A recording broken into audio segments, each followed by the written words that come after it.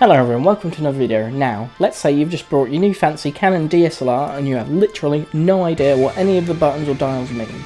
Well, in this video I'm going to hopefully make that a bit more simple for you by explaining all the various Canon camera modes.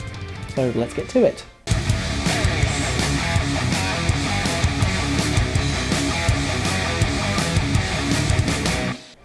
Now, for the purpose of this video I'm going to be leaving out all of the automatic modes, because really I believe that these literally have no place on Canon DSLRs, and even if you buy like a professional grade one from like a 7D, 5D, 1D, they actually will not have these because they obviously deem the kind of use for that camera has no use for them whatsoever. And I kind of believe that even if on a lower end one you should get to know the manual modes because it will let you get more out of that camera. So the first camera mode that we're going to be going to is going to be Program or P. Now this one is pretty much full auto with a bit more control, because the camera will decide the shutter speed and the aperture and also the ISO if you choose it to.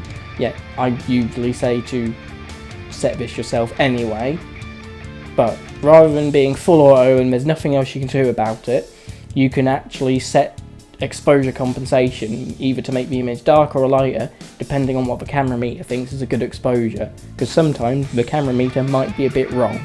Now you can do this up to from about in third stop increments to about 3 stops, so if the camera is way wrong you can still correct it.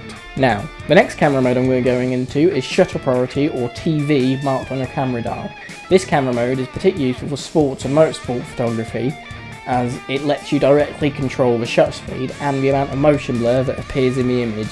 Now, like all the other camera modes, the camera will then figure out the things that you don't want to, like this will figure out the reaction. So let's say if you're shooting on a very sunny day, you're shooting at 1/200th of a second, it might decide that you need an aperture of f8 for a good exposure. Now, the next camera mode I'm going into is going to be Aperture Priority or AV marked on a camera dial.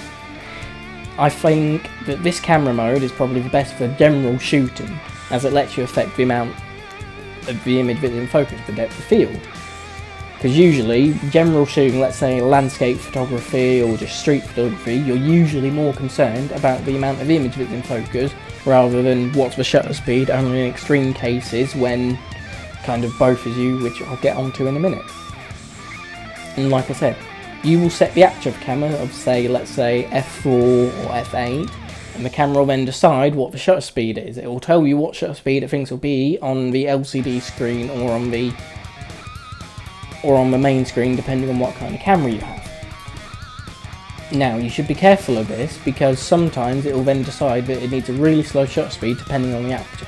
So let's say you're shooting at f22, which is usually as far down as most lenses can go. This is letting in a tiny amount of light, so it will then maybe decide you need like maybe even a 1 second exposure, and obviously for handheld shooting without a tripod that is no good, so you need to be mindful of that. Now onto the final camera mode, which is going to be M or manual. This is one that I personally prefer using because it lets you have full control over everything. You are completely on your own with this, as you will set the ISO, the shutter speed and the aperture. But don't worry though, you're not totally on your own, as the camera meter that you would have previously used for exposure compensation is now your light meter, and it will tell you what it thinks is the correct exposure. So you should have still a fairly good idea of what will work best. But this time you need to juggle what your aperture is to get the correct amount of depth of field, or lack thereof depending on what you want to shoot, and the appropriate shutter speed to obviously make sure there's no motion blur or there is the correct amount of motion blur in your image. Now, you've probably heard all this and wondering what camera mode is best for you. Well, that really does come down to what kind of things you're shooting. But like I said before, for general shooting, Aperture Priority is fine, as well as Program. But for motorsport, sporting events, I would definitely say either go Shutter Priority to get a control over your shutter speed, or maybe even consider going fully manual. Now, I think going manual is good because it will make you slow down a lot more, think about what is my shutter speed, is it correct? Is it going to be appropriate for my subject? And as well thinking about your aperture, if it's going to be the correct depth of field and the amount of light that's being let in. Now, I hope this video was helpful in you understanding all various Canon camera modes. I'll go into other videos explaining specifically what aperture is, what ISO is, and what shutter speed is, and how it affects your image more in another video. That'll be for another time. So, like the video if you liked it, maybe even leave a comment, and maybe share it if you found it really helpful. Thank you, bye!